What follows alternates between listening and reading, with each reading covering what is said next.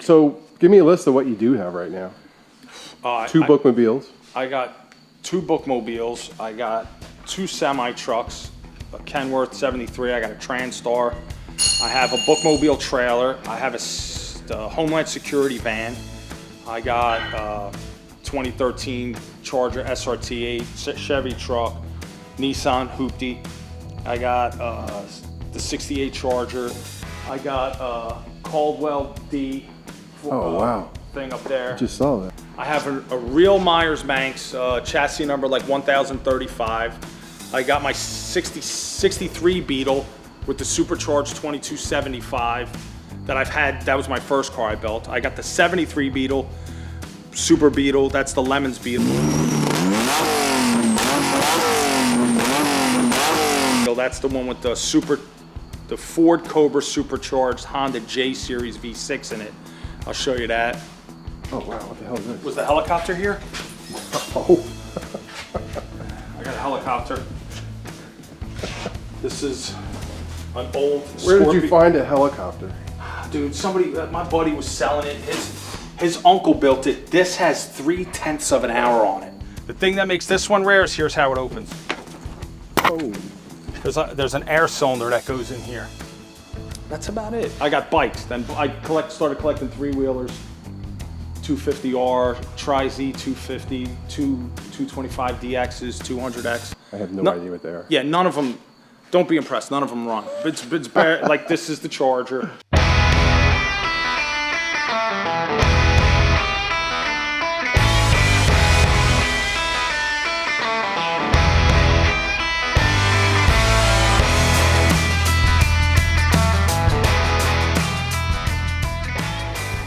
Dude, it's been a while. How you been?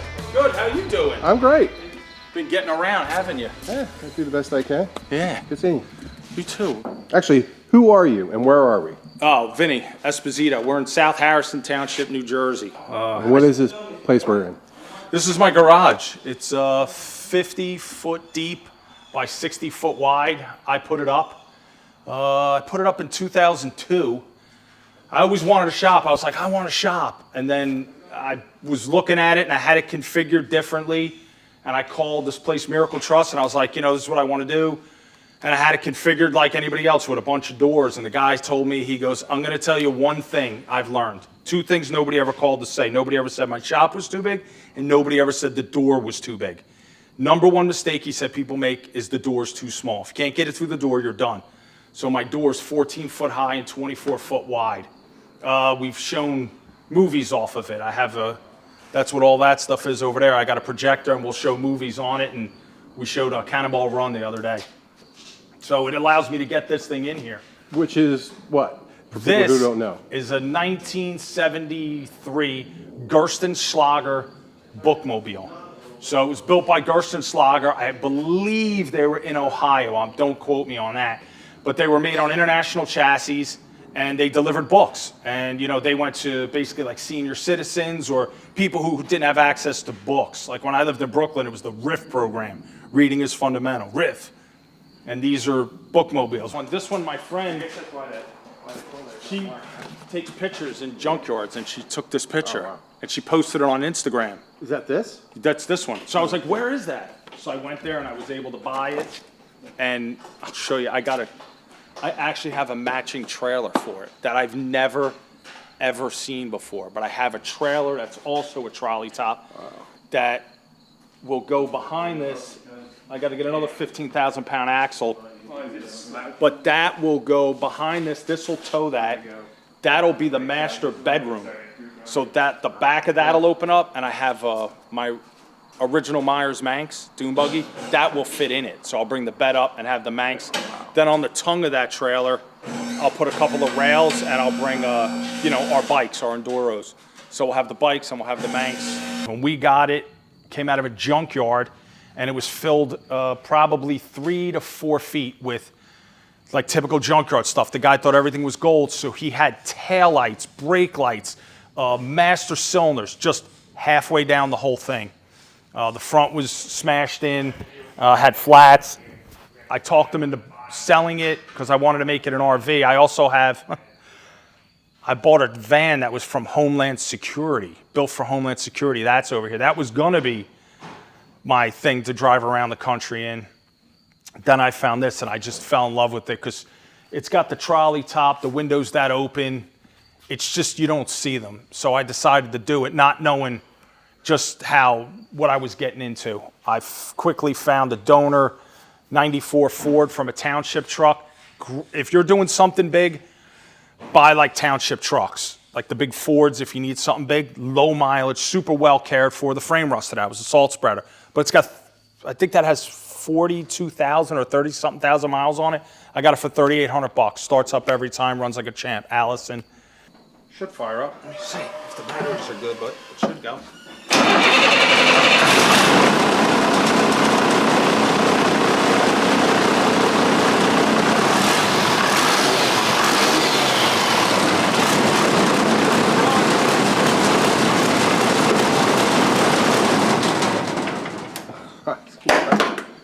It runs and moves. So when they put the trolley top on, you could see, we'll go up on the loft and you can really see why, but these rotted out. So once I'm done the floors, I'll put the floors in, then I'll take that off and fix that.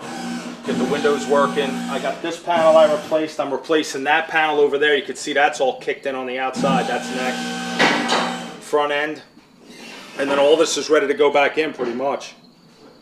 But this has a lot of weird things. This steering box. So when I bought this, I went to a shop to look at the steering and all. And I brought the steering box to have it looked over. And the guy goes, I don't know what you paid for this, but the steering box is worth more. $7,500 to rebuild if you have a core. If you don't have a core, don't talk to them. It's the same steering box that works the crawler that brought the Saturn V rocket to the pad. So I was lucky to have it. It worked. I actually started it up and broke it, but he's like, dude, you lucked out. He was able to fix it for $2,300, which was a bargain. But I had the hydraulics mixed up on it and all. I got the rears from a Kodiak 4500. I bought a matched set so that I could get the Hydra Boost with it. And so all the brake systems all matched, the Hydra Boost to the calipers to everything. Figured out what I wanted it to weigh and went to this company, Allcan in Colorado, and they made me the leaf springs. And then we were able to start putting it together and just attacking it. I had it jacked up for a while. My wife was unbelievable. She would get in here and wanted to help, and she scraped all these frame rails all the way back. I mean, full respirator, everything, underneath there for days. Scraping, chipping, needle gunning, and the whole bottom of it's all painted now. Not because I wanted to do it that way, but we were there. We ripped every wire and air line out of it. And then like you run into some weird stuff. I had it here, my buddy comes over and instantly goes, how are you gonna stop it? I go, I got disc brakes. He goes, yeah, but how are you gonna stop it? I said, what do you mean? He goes, dude, he's like, it had air brakes on it. I go, yeah. He goes, now you just put the Allison in, that has reverse neutral drive. I go, and? He goes, there's no park. You have no park. It's gonna be in neutral and just roll away. So I had to buy, Wilwood has electric parking brakes, but they're like this big. The rotors on this are massive. They're 1.5 inches thick. So I had to make adapter plates, and I have electric emergency brakes that are this big, but hopefully they'll hold. But I'm gonna hook those up to the original air switch. I wanna keep it looking as vintage as I can. I saved a bunch of parts from it, lights, the pencil sharpener, some of the shelves and stuff like that. So I wanna keep it as original as I can. I was able to get with the transmission, the axles, the gearing. This should go down the road in its sweet spot at about 65.5 miles an hour. So it should get me where I gotta go. And everything, probably the hardest part was taking every part I had and leaving it dead stock, the radiator. I could have easily cut it and made my life a lot easier. But then if I break down and I have to buy a radiator, I can't make it work because I don't have the ability to customize it. Right. So getting that in there, getting the intercooler and all that stuff. Now I'm taking the front end off because I got to get a transcooler. So I'm running out of room. I want to make sure I don't put myself into a hole. How long have you been working on it? 3 years. Oh, wow. Yeah. This is, but it was brutal. Like brutal. Like just stuff you don't realize, like the the U-bolts are 478 foot-pounds. There's 7, 8 U-bolts. So under there trying to torque it. Then we put them in, and the bus was sitting 2 inches like this. Why? No idea. Under there, take the whole rear out, take the springs down. They're 3-inch springs with an 8-inch pack. It's just 2 people to move it, get it out, switch the springs, still nothing, not trying to jack it up, trying to drop it on the wheels. Finally, we got it, you know what I mean, pretty level. It's maybe like a 1/2 inch high on that side, but I'm gonna say that's for crowning the road, so. But it should go good. Like I said, hopefully I'll have the front end done in a couple of weeks. And then I'll put the floors back in, the wheel tubs, swap the doors over. What were the floors, steel? They were wood. They're wood, and then inside the openings, they have sheet metal pans with, what do you call it, with insulation in them. So the insulation's under the floor. And then in the back, I didn't know this, I started ripping it up, but it had heated floors, it had electric heated floors. Really? Yeah, it had a generator back here. The generator's like this big, it's 12.5 kV. It's just the biggest generator. So I'm gonna go with a smaller generator. When I do the roof over, I'll set up for solar. It won't have solar, but it will have places to mount solar if I decide to, and it'll have the conduit running down it. Yeah, you already have, it's hot, it's a recessed in the middle, right? Yep. So you have, Yeah, I got room. Additional height. Yep, and then I'm gonna run it. This will be mostly empty. There'll be, when you come in the back door on the left side, that'll be a wall of cabinets, you know what I mean, in there, because we do a lot of like endurance racing. Mm-hmm. So that'll be a wall of cabinets. You're able to hang your race suit up. I'll have air circulating, you know what I mean, so that your sweaty suits all get cooled off. Then it'll be mostly open in here with probably, you know, kind of kitchen, just gray water. I'm not putting black water in it. We'll use like a commode. I'm not going full off-road black capability because how am I going to get, how far off-road can I get with this thing, you know? So at a racetrack, it's going to be set up to do 4 days. That's what it's going to be set up for. So I could hold water, gray water. Everywhere we go has a facility we'll be able to plug in. But all the infrastructure will be there to make it whatever you want. But, crazy. Yeah. Is this something you always wanted? No. What happened was I started going to races, racing AER. So we would race Mid-Ohio, Pittsburgh, all over the place. We raced Alabama, you know, Barber Motorsports, Georgia. All these tracks, and me and my wife, I had a van, a 2004 conversion van, you know, full-size van. So we would drive out in that. We'd pull the middle seats out, and we'd live in that for like 3-4 days. And it was awesome. We had a ball. That was like, we would look forward to it. We'd work Friday, I'd work Friday, come home, pick her up. We'd drive 10 hours to Mid-Ohio, get to the track, stay in the van all weekend, get done racing Sunday night at like 7, drive home 10 hours for work. So then we had that van and it was okay. So then I picked up the Homeland Security van, which I'll show you was like, it's pretty cool. It's got no windows in it. It was built for Homeland Security. So I was like, that'd be cool. I don't need something huge. And then our friend, like I said, came up with this and I just was like, yeah, I gotta have that. Yeah, this is was built for Homeland Security. It's got a 7.3 non-turbo in it. This has, I think, 43,000 miles on it. It runs great. I drove it home. Fired it up, drove it home. I gutted it. There's nothing inside of it now. Inside, it's pretty cool. Like, this is the perfect size. If you want to go like right there, that's a pocket door. So you could slide that door. I was going to make this a master bedroom. There's a heater for this, an air conditioner for this. Pocket door, come in that side door, and that's your living area. This is actually perfect if you want to do like van life with, as far as national parks. Because a lot of people don't realize, and they get bigger buses, there's a length limit that you can go through national parks with. And this is under that. And height-wise, you don't have a problem. It's just pretty cool. I was going to make a ramp in the back, put stakes in there so I could drive up and put my bikes in there, the KTM and my wife's TW, and hold them down right in the center. That way we'd have them when we go places. Where'd you find this? This I found online, and then it was on Facebook Marketplace, and then I went over there and it threw a belt, and she couldn't get the belt on it, and we went through like 6 belts. Here the package is basically an ambulance package, so the belt was special. We had to order it. It's the largest belt I've ever seen. The alternator's this big on it, but once we got it running, fired right up. I said, yeah, I drove it home, and this was what we were going to do. It was gutted, and I was like, I'm doing it. And then I saw the picture of the bookmobile, and I told my wife, I said, what do you want to do? Are we doing this, or are we doing that? And she said, we're doing the bookmobile. And then unfortunately, I should have sold it then, but I was so like tunnel visioned on the bookmobile that this sat for 3 years. So I just put batteries in it, a starter, cables. So I'm going to clean this all up and get this running and sell this. But this is the ultimate, like, because that window there, that's the only window on the whole on this whole thing. The other side is one solid panel with an awning. So it's got a lot of privacy. A lot of people take the airport vans, and it's all, you're like driving around in a fishbowl. Yeah. This is pretty nice with the pocket door in the back. So that's the jewel right there. Oh, that's your trailer. That's the trailer. That went on the back of a truck. So they had a truck like let's say one of those trailers, but like a big Ford, like F650 or whatever. And this would sit on the back. There's a door on the other side, and it's the same layout, the same trolley top and all that stuff. So I got to the problem is I got to get. Where'd you find that?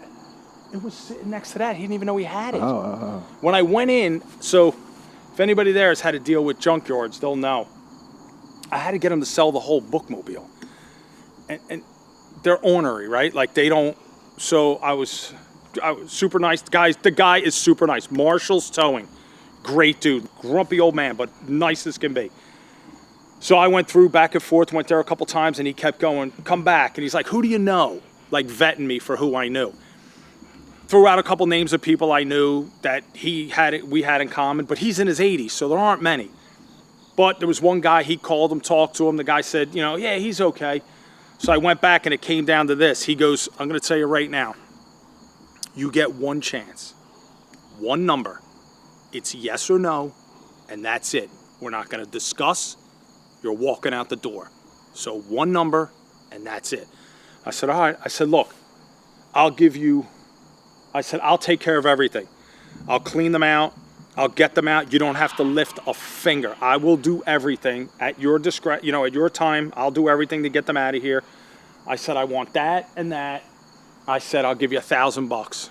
I said, that's basically what scrap is. I said, I'll move all that, because that was half full. I said, I will move, I'll bring people and I'll empty that out and I'll pack it wherever you want and all that stuff. And he goes, that's fair. So it took 6 months. I had it, like I said, I have pictures of it. It was about 3-4 feet deep the whole way across, all the shelves full of everything. Clean it out, rip the carpet out. I went through like 2 dumpsters here of getting stuff out of it, but I wound up getting it. So Marshall's Towing, got to give a shout out to him. He's the guy who had it. He didn't know he had this.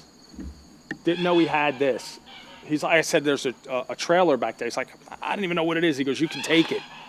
So that is a Gerstenslager. If you look around the front, it says Gerstenslager on it. I have all the original badging off of it, but I have never seen one of those. So that is going to be the trailer. I'll put the same axle as that, a 15,000-pound axle, so it'll have the matching wheels. And then on the tongue, where the tongue comes out, I'll put motorcycle rails, so it'll hold our 2 bikes on it. And then the back of it. So that'll be the toy hauler itself. Yep, that'll have the bed. The bed will stay up top. The Manx will be under it, and then the bed will lower down if we walk around. This is another chassis a buddy gave me to put that on so I could roll it around so you can see where we're at here.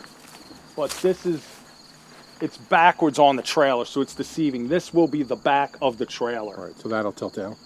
This will actually open up. It'll probably open up. The top part. Yes, and then I'm going to have like a screen. So when we go somewhere, I can lower the thing down, pull the Manx out, and then we can sit there and open it up with like a fine screen and just look at the view wherever we are. So we could sleep like basically outside. This will have its own little generator, or I'll have this plugged into the other generator, but it'll have its own standalone. This I'll probably run off of one of them little Honda ones. They're quiet enough that I can put it out here.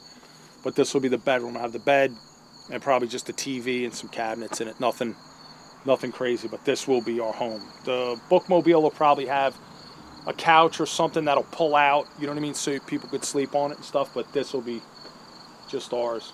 So you could tow it with anything, really. Yeah, I'm towing it with that. But here, I'll show you back here. I built a plasma table. You built a plasma table? Yeah, a shop was getting rid of a plasma cutter. A buddy of mine called, this is an old table. So they were getting rid of it. It had 2 tables. It was for a sheet metal shop, and the machine would cut here and then slide over and then cut there, and they would throw sheets on it. So a buddy of mine called me and said, "You want a plasma table?" I said, "Yeah, sure." He's like, "Look," he's like, "we're buying the whole shop, but we don't need it. It's too old. So if you can get it out of there by the weekend, you can have it." So I went up and took it out, and then I went through, and all this is all new. Like all the electronics and all. There's a place, there's a place C and CNC machine. They're out of Texas, and you can order everything. So if you can ever get a hold of the tub and the rails and all that stuff, and all you need is the stuff to make it go, it's easy. So if somebody's got one that doesn't work and it's completely shot out, you can get it here. It's big. And then it's 5 by 10. I think it's the biggest one I've seen in anybody's shop, even places I take metal to. Yeah, it's 5 by 10. It'll do 3/4 thick, mostly 1/8 and quarter. You know what I mean? A lot of aluminum I do. But, and then this swings around, it's all on a little thing. And so it's not too bad, but it works. It works fine for what we need.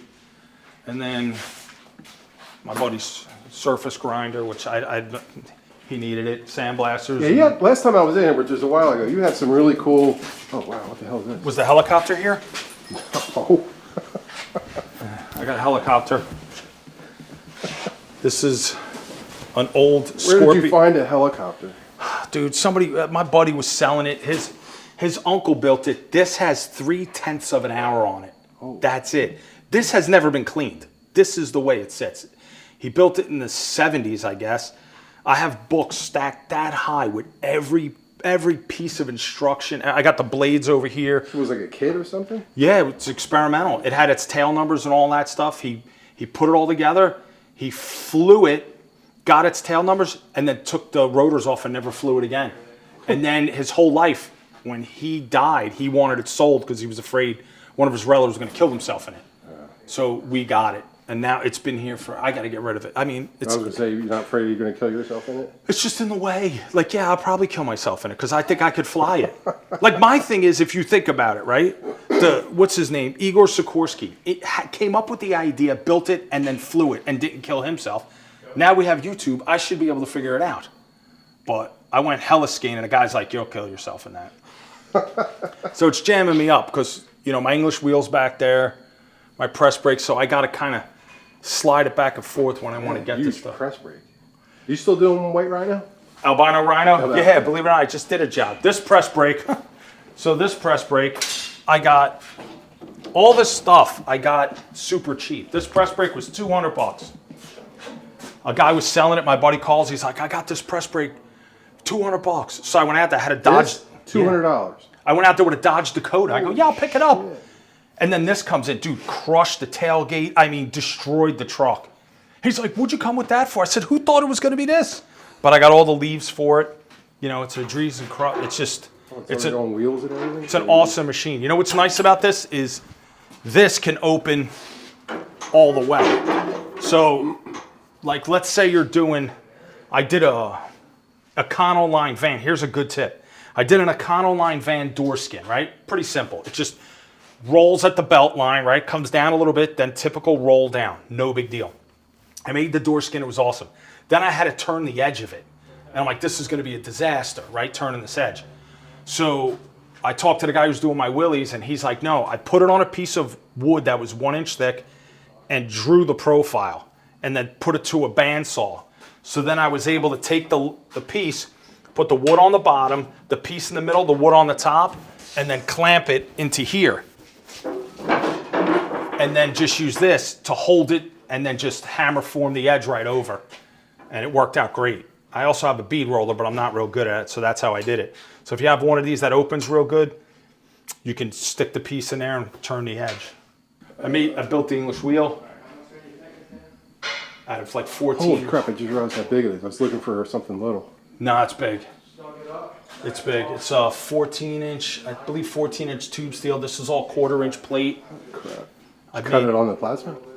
I didn't have one back then. I had them cut at Fazio's machine. I sent them the drawings, and then we bent 1/4 inch into it, hammered it, and built the whole thing. And then I was worried about, believe it or not, most English wheels lose pressure, not because they open like this. So they don't when you squeeze them, they don't want to open like this. What they want to do is roll like this. So if you think about it, this wheel wants to roll like, you know, the arms want to go like that. That's where it's not going to open up. So I didn't know what I was doing. I burned holes in these, and these pipes go all the way through, and they're fully welded, trying to take the twist out of it. The thing is, it's really, really, really fast. There's no give in it. Like, it moves metal fast. I brought this out to Chicago. I took the bed off my truck and made a thing and tipped it down and drove out to Chicago with it standing up, like on its back. And we used it out there to work on my Willys. Those are 2-liter Pinto engines I was using. I got, oh, check these out. Because, you know, you can't just run 2 liters. So I had 2 liters, and then here's the intakes I had for them. First, we had this one, which was a regular, like, shitty 2-barrel. That didn't work. So then we went to a 300-inch Holly 4-barrel. We didn't like that. So where were you running it? 4 side draft Makunis. Oh, for a Pinto motor. Yeah. And you know what it does? You know what that motor does? It turns fuel into noise. That's what it does, and vibration. It doesn't help at all. So what'd you have it in? The bug was originally Pinto beans. It was Pinto powered, and it was a disaster, an epic disaster. Like, everybody at Lemon says the same thing. We're gonna dominate. I thought we were gonna kick everyone's ass. The first race we got towed in 31 times. It was horrible. Horrible. 31 times. In 24 hours. 8 hours. Day one. 8 hours. Day one. We finished. Did they just tell you to, like, stop? No, they encourage it. They're like, get back out there. We had crazy stuff happen. The car was on the track, and you hear it go. I go, what's it doing? You can see it. See it comes in. Hear the condenser on the coil on the on the distributor came loose. So when he would gas it, it would swing away and lose its ground. And then the car would stall, and then it would touch again, all the way around the track. All the brakes locked up on one. They had to bring it in completely held up in the air.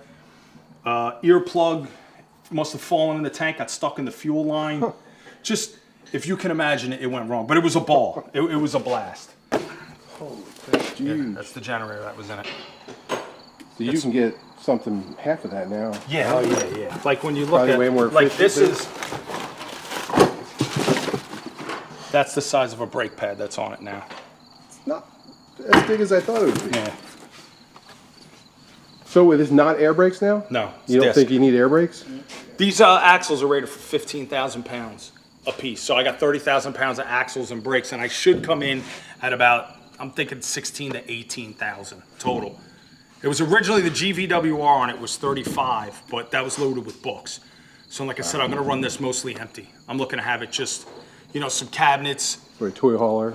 Yeah, I'm gonna have it with cabinets. I'm gonna have, you know, the sink will be, you know, you step on the little pump and pump water up into the gray water. A TV that'll probably come out the side. I'm gonna take an awning off of the one thing, you know, and have an awning on it. So it'll mostly be to chill. Here, I'll show you upstairs. This is more Bookmobile parts. So if you want parts, this is where you get parts. This is all 68 Charger stuff. Wood for a rock climbing gym I built. You still have that in the shop? Yeah, but now it's got the big, I got a bunch of tires in there that my buddy was giving me, so I got tires. This is, I built this box. In here is packed the glass from the Bookmobile, all foam and all that stuff. These are the front wheel wells that go in the Bookmobile. Fiberglass, so I assume they're just steel. Yeah, fiberglass. Oh, they're fiberglass? Yep. Oh, inner wheels, right? Yeah, inner wells. Ah. And then... Wait a minute, what year is it? This is for that. What year is that? 73. I guess they were doing fiberglass. Yeah. I thought it was older for some reason. I got elevator counterweights and, you know, governors back there. You know, when they say balls out, those are the balls they're talking about. This is all three-wheeler stuff. Hurst 4-speed. This is for the Charger. I don't know how it got up here. I got supercharger there. That was off the Bug. This is all big block Chrysler stuff. The 4-speed bell housing. This is Honda 250R stuff. Here's another supercharger. This is actually the one that was on the Beetle. Dude, you got shit. Yeah, this is 250R stuff. This is all Volkswagen stuff here.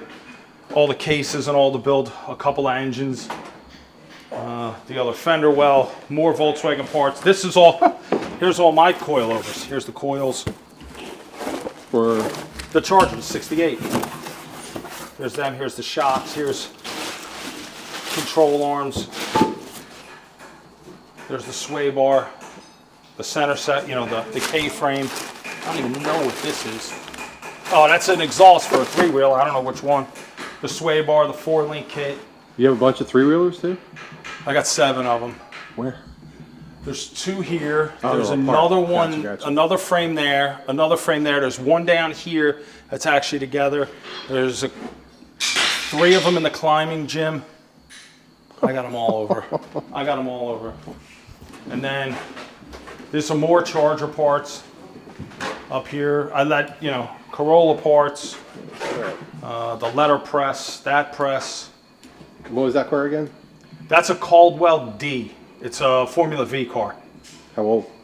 70s, but everything on that's like brand. Where'd you find that? My buddy's an enabler. He had this, The what? an enabler. He had this, the Manx, and the other thing. But if you look, everything in here is brand new. Every nut, bolt, everything. I went through the whole car. The only thing I have to do is the engine, when I finally put it in, had too much end play on it, too much thrust, so I got to redo that. But Planning on racing it? I was planning on racing it, but when you get in it, it's a death machine. Like, see the little plastic portals? Yeah. That's literally how you look out the side. You're laying down in the car. Oh shit. And then that hole where the seat Yeah, is. which plastic portals are you talking about? The little clear things? Yeah, watch, I'll Or show you. the little circles by Yep. your head? No kidding. And then see that hole? That's where the fuel tank goes, in the seat. This is where the fuel tank goes. So if you want to get in this, it's...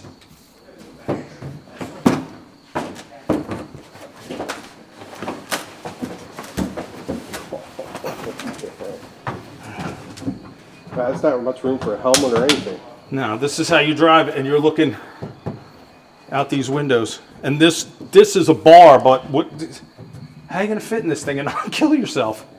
It's got a little tack, and that's it. Air cooled. But they say these things will do, you know, tuned up over 100. So I had to have it, and then I had to obviously take the whole thing apart. You know, I had it on the table. Hey, for good ceiling hang. Oh yeah, I TIG welded every little hole because there was all rivets and stuff in all the, you know, in the frame rail from attaching the body. So I TIG welded those up, all new bearings, races, transmissions rebuilt, everything, every nut, bolt. I went through the whole thing. I had it on the table for, it was a nice little project. It was a nice little project, very easily done. How long has it been sitting there? Basically, about 6 months after I got it, I knocked it out real fast. So I'm gonna say, oh man, 2000, it's 20-something years? Oh, It's been there a oh while. that long? I think How long so. have you been here? I didn't think you were here that 28 long. years.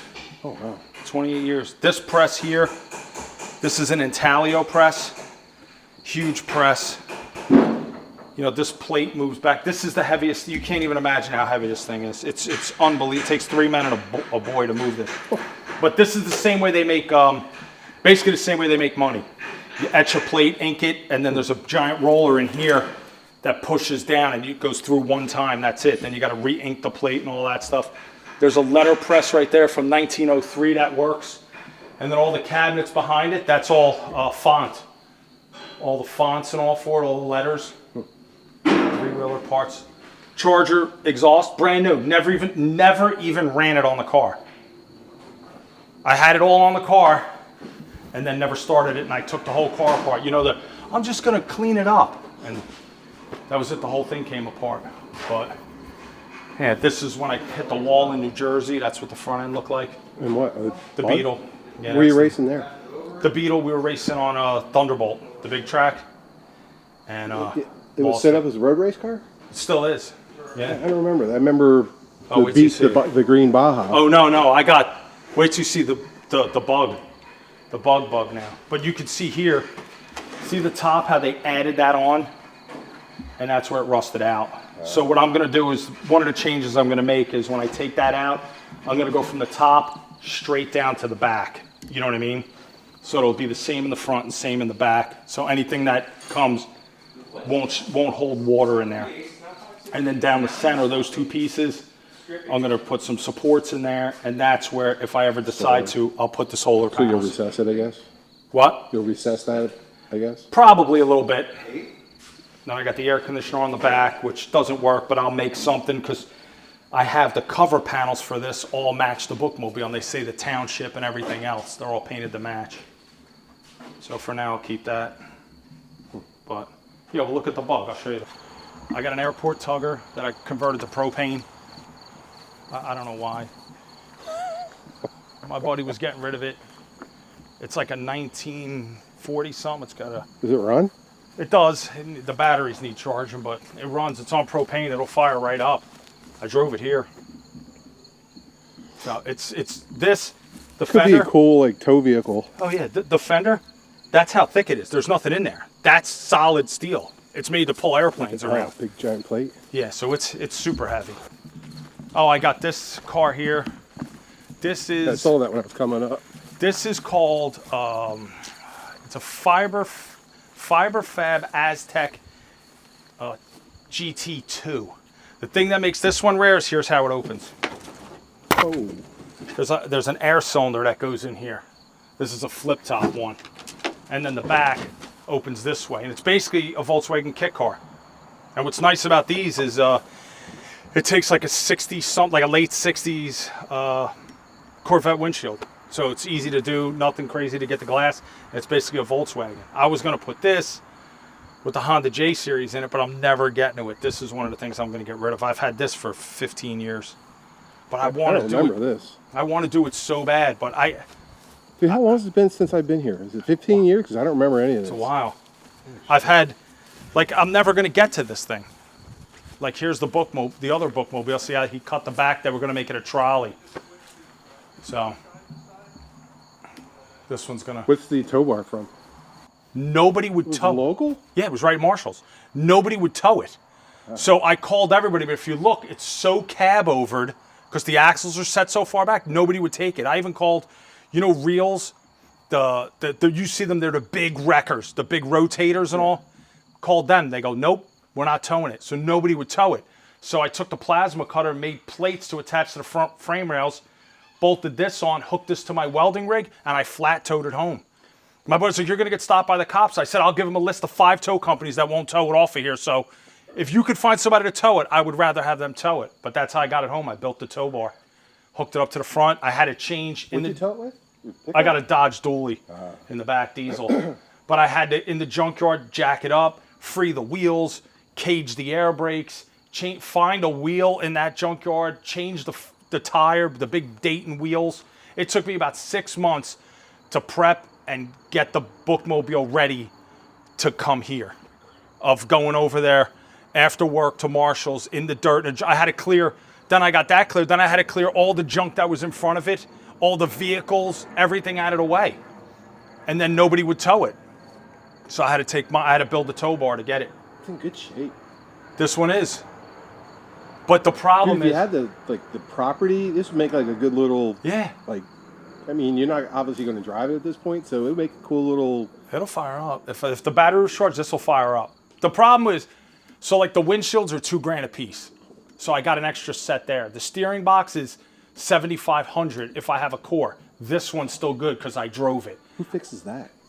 Believe it or not, there's one place in the country, and they're right in Mantua. You know Route 40? If you went down the Route 40 on that side of 55, you go to that intersection where the McDonald's and the Wawa is, about 2 miles from there. He does them. As soon as he saw it, it was sitting in the back of my S10 that I had, and just the steering neck was sticking out. And he walked in and spotted that neck where the steering wheel goes, and he goes, I know exactly what that is. He knew the numbers on it and everything. Crap. I said, well, I might be able to get another one. Then I got this one. So this is, everything in here is going to good use. The air conditioners, probably won't use those, but it's got a brand new generator in it. Look at the generator that came with this thing. Oh, wow. You know? Yeah, that's a couple grand at least, right? $5,000, $5,500. Yeah. So Is that what's going in the... that's what's going in the bookmobile, yeah. But like these doors, I'll save the doors. You know what I mean? Like I'll save as much of this as I can. You know, I got a bunch of parts from it. You know, I'll probably take like this strip in the back off because mine is dented up. I'll probably take this strip off the back, you know what I mean, and put it on mine. So as much of it as I can reuse, I'm going to reuse. I'm using all the doors because they'll all fit my bookmobile. I'll keep the doghouse for more. The dashboard will come out. All the emblems, all the headlights, everything in the front I need because mine are all broken. I'll have all of those. The turn signals on these are a couple of $100 because they don't make them anymore. They're in the shape of an arrow. They're pretty cool. So here's the Volkswagen. So, yeah, the Manx. This is a real Meyers Manx. And believe it or not, it runs and drives.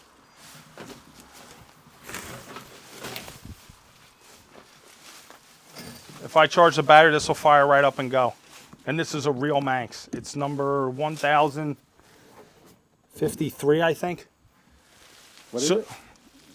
Meyers Manx number 1000, I think 35 or 53. It's got the badge back here. It was certified by Bruce before he died. Have all the badging, all the authentication. Yeah, it took a while. Yeah, authenticities. So I bought the tub. So what happened was I needed a dumpster. So my brother goes, call Fulcher, good friend of mine. He goes, call him, he does dumpsters. So I called him, I went. He's like, oh, you're in the Volkswagens? I said, yeah. He's like, I got a dune buggy. So I went out there. As soon as I saw it and saw that badge, I go, yeah, I want it. So I bought this for $500. And then that bug was sitting in front of it. I didn't even notice that bug because it's a Super Beetle and I hate them. But my buddy goes, dude, I'm buying it. So that was $200. And in the same trip, I bought the what do you call it? The Caldwell, the Formula V. He had all three of them. So that's where they all are. But this is a real Manx. It runs, drives. Last time I had it, we had it through the woods in the Pine Barrens. That's my 63 Baja. It's supercharged, 2275. The motor had a noise in it, so I took it apart. So the blower's in the car and all that stuff. I have all the parts to put the motor together. I need time. Yeah. So now I'm working on this one. This is our Lemon's car. This car has been everywhere. Randy Popst, you know Randy Popst? Drives for Motor Trend and all that stuff. They call him the Rocket. Great dude. If you look up Vin Wiki, he's talking about this car. Like when it talks about Lemon's Ringer, he drove this car. Said it was one of the greatest driving experiences he's ever had. Believe it or not, this car drove twice. Did 2 rallies from here to Buffalo, actually crossed over into Canada, all the way down to Alabama to Barber Motorsports, raced all weekend, and then drove it straight 16 hours back home, twice in January. We took it out on race tires in the snow. I don't recommend that. That was terrible. We had to wind up stopping and getting snow tires. But this has everything, all the Go Fast parts. Fuel cell, radiator, Davies Craig water pump back there. That's what moves the water through it. I'll open that door. We built the whole car. It has... How long have you had this? This we've been racing for 8 or 9, maybe 10 years. If you look in here, everything in here is hand built. The shifter, the pedals, everything. When we originally did it, this had the Pinto motor in it. And to keep costs down, if you look, see right here? Little trick. I took extension cords and cut them and ran them from here. There's one over there. And I ran the car on 2 extension cords. There's one over there. See behind the bar? And that was enough to run the taillights and the engine. Never had to worry about them chafing, and I still run the J-Series. All the taillights on the car still run off of just a regular extension cord that the end got messed up. I just cut it and used it. So I built the shifter. You can see the whole shifter with the Heim joint. I built that. I built the reverse lockout, the pedal assembly. It's got master cylinder and clutch underneath there. It's got this pump here is for, we inject methanol, which we actually inject washer fluid. There's one there, and then there's a big washer tank that fits on here for when we're racing. What's the washer fluid? Is methanol? You can use methanol for injection, but I don't want to pay for it, so I just put washer fluid in there. It's got some alcohol in it, and we tune with that, so we just put basically window washer fluid in. Does it have a lot of water in it? It does. It doesn't hurt anything? This thing eats it right up. This motor, so then we put the motor together. I always wanted the scoop. I love the scoop. That moves air down into the engine, and then here's the motor. So tell me what this is. So this is a Honda J35. It's out of a 2004 minivan. And I bought this engine the engine was $400. We bought one for $299 or $199, and I lost the alternator. And then when I went back up, an alternator was like $200. I said, I'm just gonna go buy another engine. So I went up there and they were out of those, so I bought this. This was $400. And we've been running it ever since. This motor has over 13,500 miles on it. And when I tell you we run it hard, that's no joke. It's been overheated, boiled. I crashed it so hard. See this dent? The entire engine and transmission broke loose and came forward, and the exhaust dented this. That's what did that. So I did the engine, and it was naturally aspirated, just, regular throttle body. We tuned it. It ran a decent number, 2 something, and the guy who was tuning it said the problem is it's not getting enough air. When it goes into VTEC, it's starved. It's falling on its face.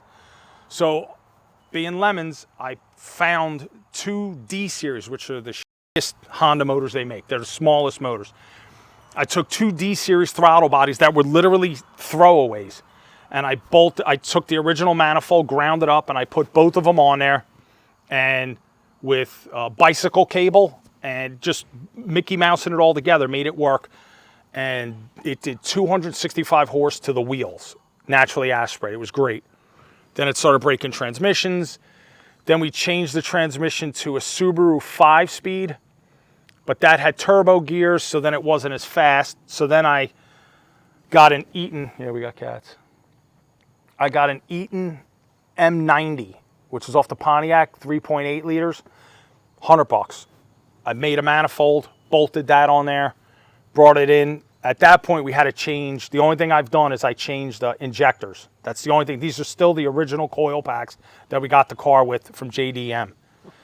So we had to change it, it's injectors. We put bigger injectors in it for fuel. With that blower, it did 353 horse to the wheels, 310 feet of torque.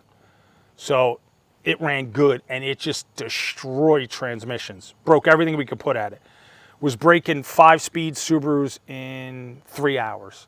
I had to order $2,000 reverse ring and pinions from Australia. Get them, put them in. I broke one at NJMP Racing. I ripped all the teeth off of 4th gear just from torque. So I rebuilt the whole thing thinking maybe it was a fluke. Another ring and pinion because the tooth was starting to pull on that ring and pinion. Did the whole thing over. Went to New Hampshire, raced it. 3 hours later, I broke 3rd gear because that was a shorter track. I was like, I'm done with those. So now we run a Volkswagen Vanagon, an 87 Vanagon transmission in this. Where'd you find that? My buddy's Matt Steedle Transmissions. He does, it's on the hood, the scoop, I think. He does Volkswagen transmissions. That's what he does. If you need a Volkswagen transmission built, Matt Steedle Transmission. He's right in Echo. I met him.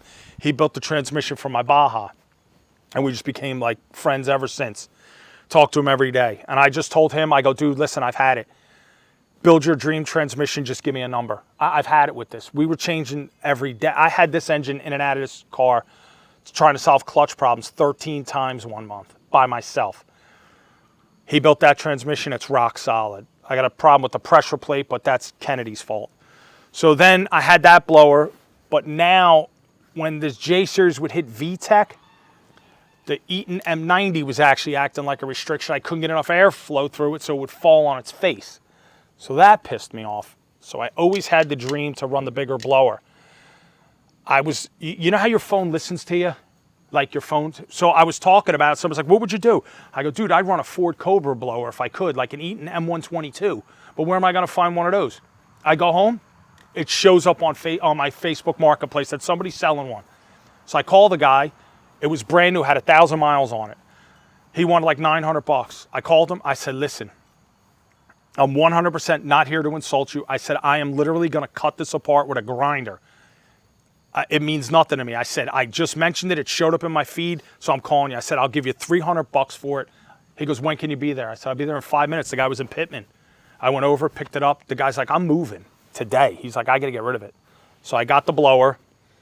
Then Fords come, if you look at them, they come like this, like they 120 degree around, and the throttle body sits here. I didn't like it, so I cut the blower case apart and then welded it, and JB welded it back together. Since this is the vacuum side, I just tacked it, and then JB welded it, put the throttle body back on. And that was enough. It was enough to get what I needed.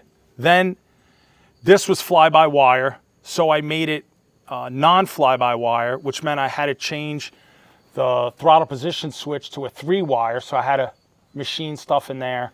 I had to make a linkage over here to work the actual gear set that's on this side. I made the manifold.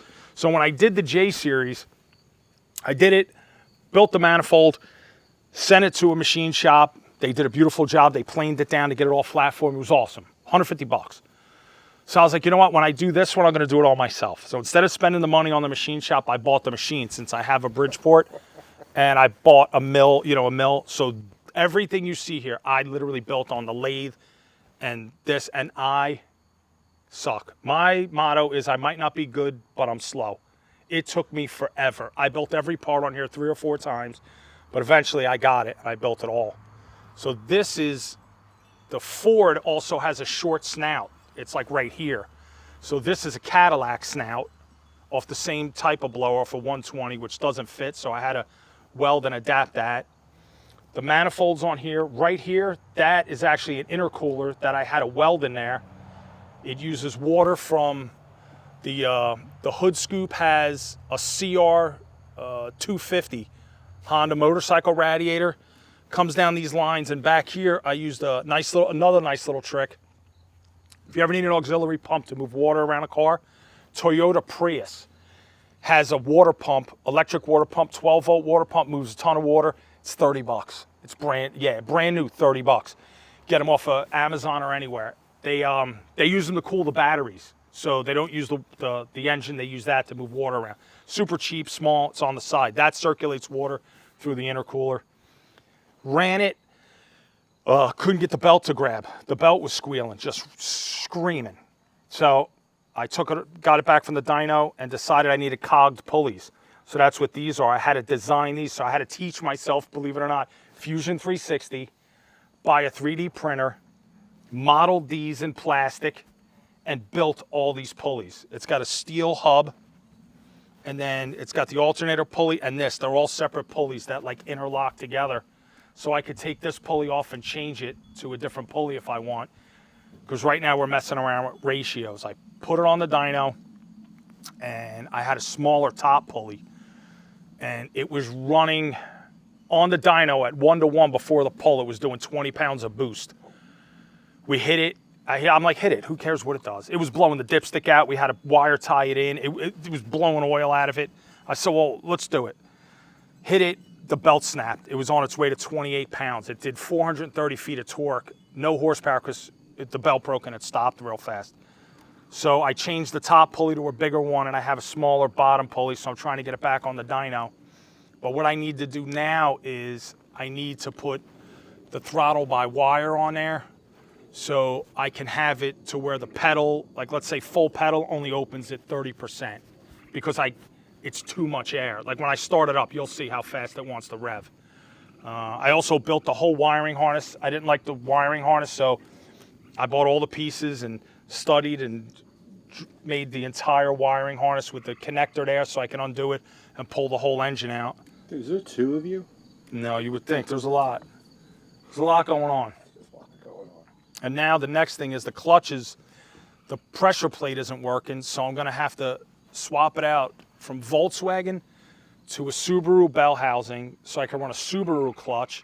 So you'll have a Volkswagen transmission, Subaru bell housing, Honda motor, Ford supercharger, Porsche axles, Chevy bolt pattern Willwood discs, and BMW wheels is what we'll finally be running, and hopefully that stays together. But yeah, I'll fire it up, dude. You'll hear. She runs good.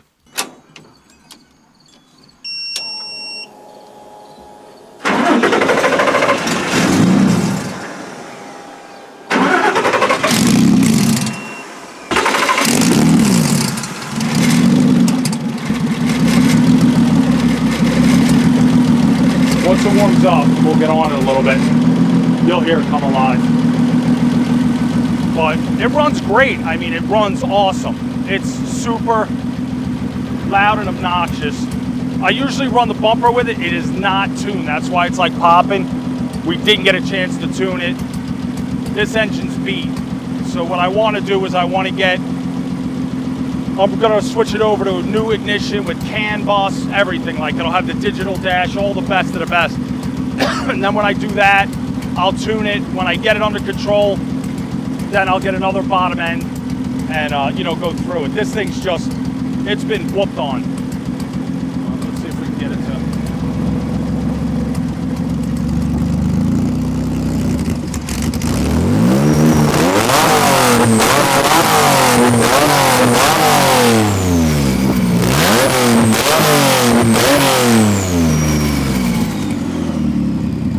And that's just like cracking the throttle is the problem. That's moving the throttle. Like, I mean, here, check it out. You can see the throttle up here. Like, this is all I'm moving it. You're right over the exhaust. You're going to get it.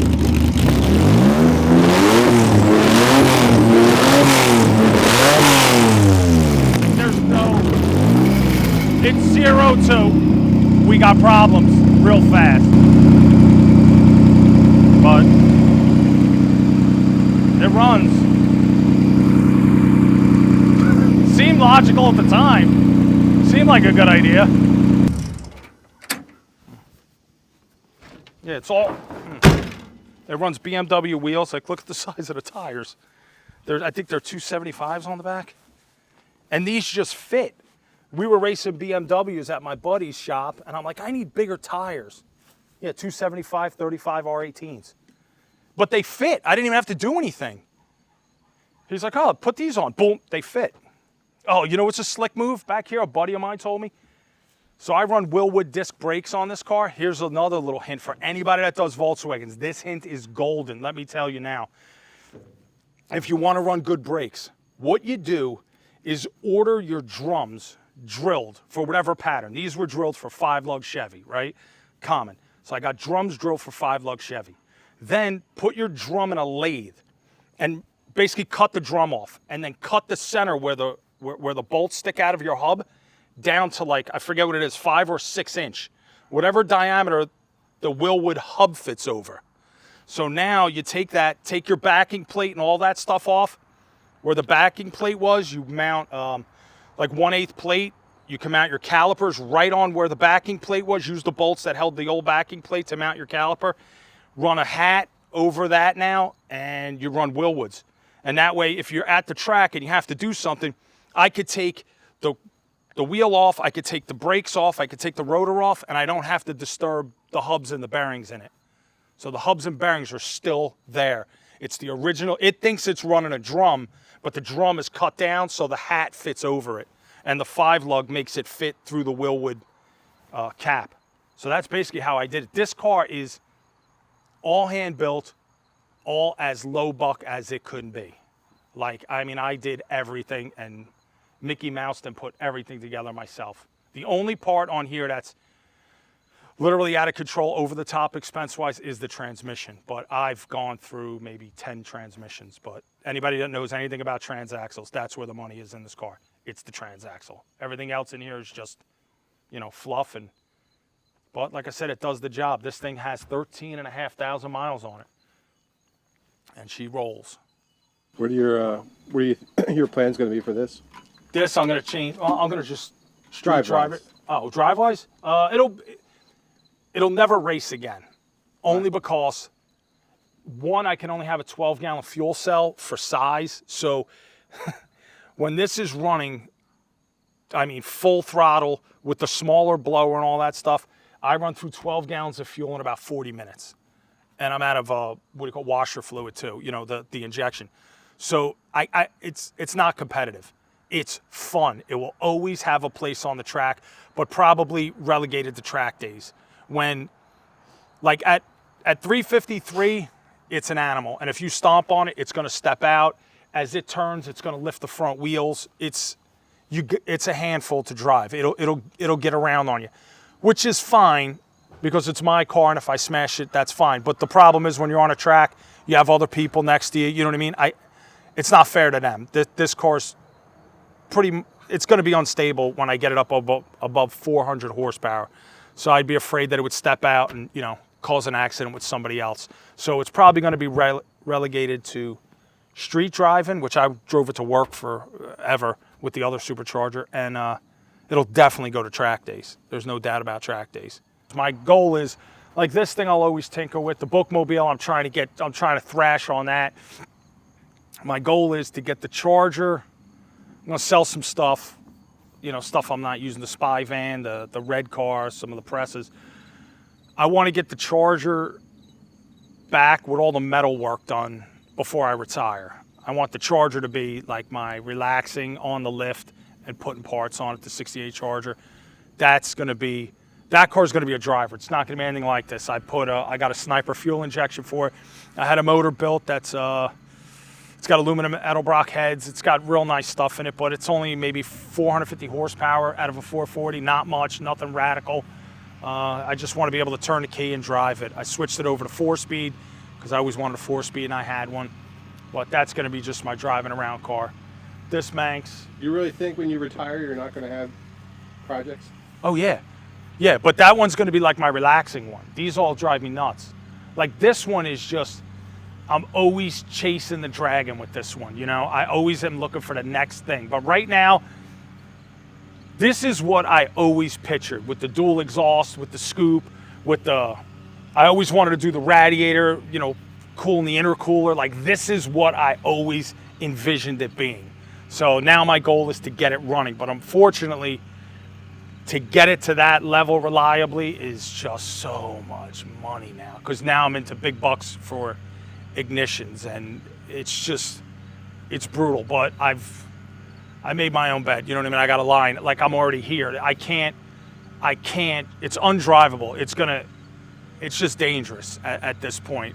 So I got to finish it now. But it will always look like this. I don't have any plans to change the blower, change this. I want to get this package working the way it looks, and this one's done. The Bookmobile, hopefully I get that done. I'm still thrashing on that. Get that done, and then the Charger and the Willies. It's just, there's a lot. I got to live to like 147 years old, I think. I got to start eating fruit. I need time. Time. That's what I need. But I come out every day. Every day I try and get. So the secret to getting it done is, my wife thinks I'm nuts, but every day I try and get one thing done. Like yesterday I came out, I was running around, I had to go to a doctor, but I'm trying to refit that front end. So I took it apart, but now I got to put the rivet. I got to rivet it back on. Well, I got to buy rivets. So I have rivets coming to the house every day to find the right rivet to fit that. So yesterday I went out there and rivet guns and drilling them out, and I wound up getting the right rivet I needed. So that got done, and then today I was out there with I had to take the windshields out, so I have to make new molding for it. So I was on the phone with Steel Product and trying to find molding that'll work. And luckily, if anybody who's doing anything, Steel will sell you 1-foot pieces of molding for like $5. Samples. Yes, they sell it by the foot, but you can buy a foot. So I bought a couple pieces. It's like $5 here, $5 there, and it didn't fit. But you're only in it for $5. So, whenever you do these things, there's no one answer. There isn't. Eventually, you just got to throw your best guess at it.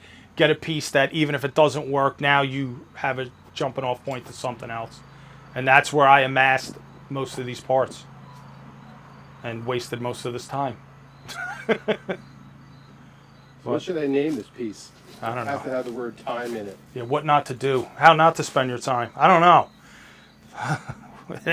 I hope it's not wasted time. Right? It's just, I don't know. Trying to keep them. It's juggling time is what it is. It's a juggling act. It's, what it's like? It's like having 4 cars, which I got more than that. Just imagine 4 cars break down and you're trying to push them a mile home. So you push one 10 feet, then you go back, you push another one 10 feet, then you go back, you push another one 10 feet, push the next one 10 feet, then you go up, you push the first one 10 more feet, and that's how they all get done. But what's good about, the thing that is nice about having so many projects is when you get frustrated with one, you can roll into another. because I really love the build. I really, really, really love the build, and I love the drive. Me and my wife, we drove down to Louisiana. Our goal is 66 with the Beetle and the Bookmobile, out 66 to get out to California and race a track out there. So I love to drive them, but I love to work on them. I love it. It's like that place is, it's like vacation for me. I go out there, I put a TV in there, which is like therapy to me. I'm a movie freak. So I'll put the movie on in the background, usually like Cannonball Run or Gumball Rally, and you've seen them a million times, so you're just in the back of your head, you're reciting them, and it's like being in the garage with someone, and you're working, and next thing you know, you're trying to do something. Like I go out there, I'm like, I'm going to do one movie's worth. And then things start rolling, and you get to a good spot.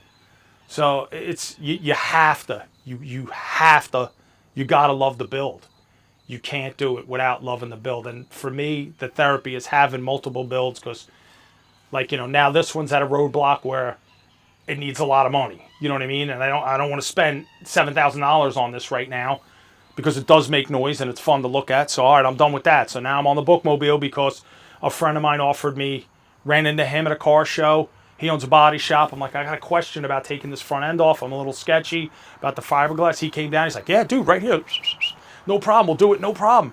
So I said, all right. He's like, when are you going to be ready? So now I'm thrashing on that. If he's making the offer, I bend over backwards. So I'm hoping in a couple weeks to have that prepped and move the face over. And then, I can move the doors and all that stuff. So that's keeping me occupied, and there's no money really going into it. Rivets are pennies, $5 a year for stuff. And that one's now down to just time. But it's fun. You gotta love it. You have to love doing it, or this ain't the sport for you. If you think it's all glory and showing up and winning trophies, it ain't. I don't even like car shows. I love the drive to the show. I love to park, look at everybody, and then I want to leave. I want to be on the road cruising. I want to be driving. That's the only thing I like to do. I do not like sitting around. I especially don't like people that build them and don't drive them. I don't see the point. Like that Manx right there, that'll sit there. I'll clean the windshield off. I'll fire it up and I'll go for a ride. People lose their mind. It's like, that's an original Manx. I go, yeah, I know. They were built to be abused. I said, nothing's wrong with it. It's dusty. I'll take it for a ride. Love it. Take it through the woods. I'm not taking it through the woods where I'm launching it and ripping up branches, but I go all the way through Wharton with it, and we have a ball on a Saturday. We'll go down there, do that, have lunch, some ice cream, come back, bring it home.